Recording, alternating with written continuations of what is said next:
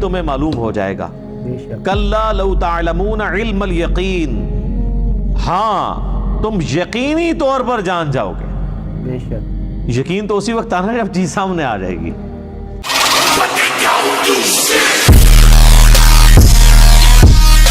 السلام علیکم دوستو, welcome to React with AZ. کیسے آپ لوگ؟ امید ہے خیریت سے ہوں گے. میں ہوں اسد اور ایک بار پھر ایک اور نئی ویڈیو کے ساتھ آپ کی خدمت میں حاضر ہوں. آج کی ویڈیو انجینئر محمد علی مرزا صاحب کی ہے اور اس میں وہ سورۃ تکاثر کی تلاوت کریں گے, اس کا ترجمہ بیان کریں گے اور تفسیر بیان کریں گے. تو چلیے ویڈیو کو سٹارٹ کرتے ہیں, اور اس سے پہلے آپ نے چینل کو سبسکرائب کرنا نہیں بھولنا. الہاکم التکاثر, غافل رکھا تمہیں, ہلاک کر دیا تمہیں زیادہ مال جمع کرنے کی ہوس نے. حتی زرتم المقابر, یہاں تک کہ تم نے قبروں کا منہ دیکھا, یعنی مرتے دم تک مال مال مال مال. اینڈ کوئی نہیں ہے جب تک کہ قبر کی مٹی میں نہ جا کے مل جاؤ. بالکل.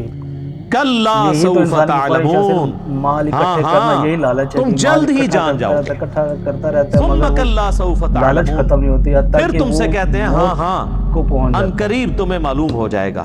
بے شک. کلا لو تعلمون علم الیقین, ہاں تم یقینی طور پر جان جاؤ گے. بے شک. یقین تو اسی وقت آنا جب چیز سامنے آ جائے گی. لترون الجحیم, تم دیکھ کر رہو گے دوزخ کی آگ کو. ثم لترونها عین الیقین, اس کے بعد تمہیں دوزخ کی جو آگ کو دیکھ کر اپنی آنکھوں سے یقین آ جائے گا, لیکن اس میں فائدہ کوئی نہیں ہونا.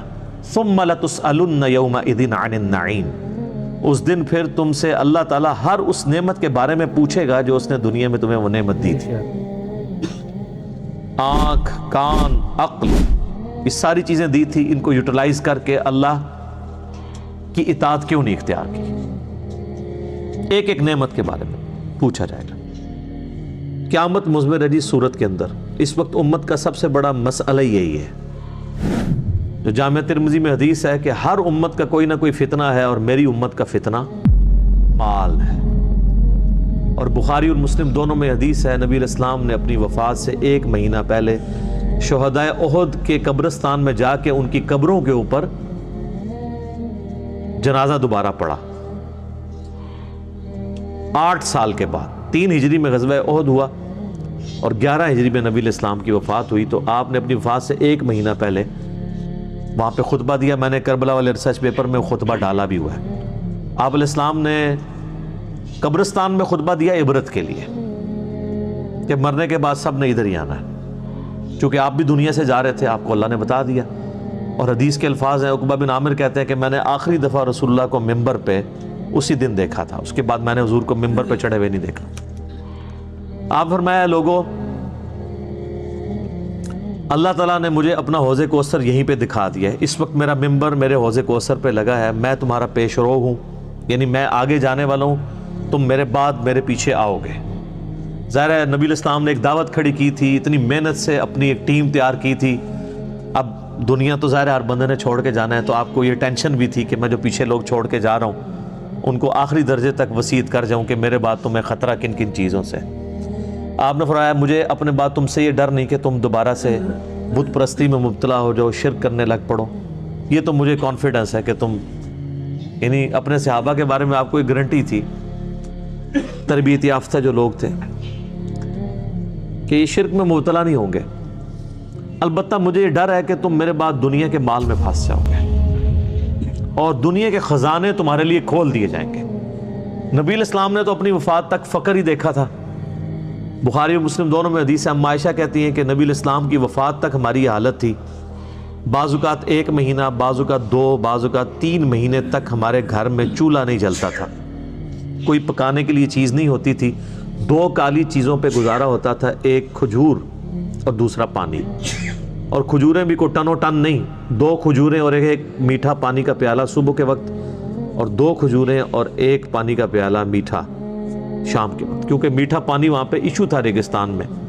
آج بھی آپ ذرا ریگستانی علاقوں میں چلے جائیں تو کتنے کلومیٹرز پیدل سفر کر کے, وہاں کی تو زندگی میں ایشو ہی یہی ہے کہ پانی بھر کے لانا ہے 8 کلومیٹر سے, اور آپ نے آٹا جو ہے چکی میں پیس کے بس روٹی پکانی. یہ ٹوٹل لوگوں کی زندگی ہے. یہ جو آپ یاشیاں جو نیٹ پہ यूट्यूब पे बैठे रहते हैं और फेसबुक पे, ये तो वहाँ के मसले ही नहीं है, ठीक है, वहाँ के तो मसले ही कुछ और हैं। तो उस ज़माने में नबी इस्लाम के मुबारक ज़माने में तो अम्मा आयशा कहती हैं कि यानी आप अलैहिस्सलाम और आपके घर वालों का गुजारा काली चीज़ों पे होता था। अब ज़ाहिर है नबी अलैहिस्सलाम को टेंशन तो थी कि मेरे बाद जब दुनिया के ख़जाने खोल दिए जाएंगे, तो मुस्लिम शरीफ के आगे अल्फाज हैं उस शहदाए ओहद वाले कब्रिस्तान में जो खुतबे में आपने फरमाया कि मुझे ख़तरा है कि तुम दुनिया के माल में फंस जाओगे, दुनिया की मोहब्बत में एक दूसरे को कत्ल करोगे, हत्ता कि तुम भी तबाह बर्बाद कर दिए जाओगे जिस तरह तुमसे अगली उम्मतें बर्बाद कर दी गई। और वही हुआ है, आप देख लें। और बुखारी और मुस्लिम दोनों में एक हदीस मौजूद है मुत्तफ़क़ुन अलैह कि नबी अलैहिस्सलाम ने यही सूरत पूरी तिलावत की।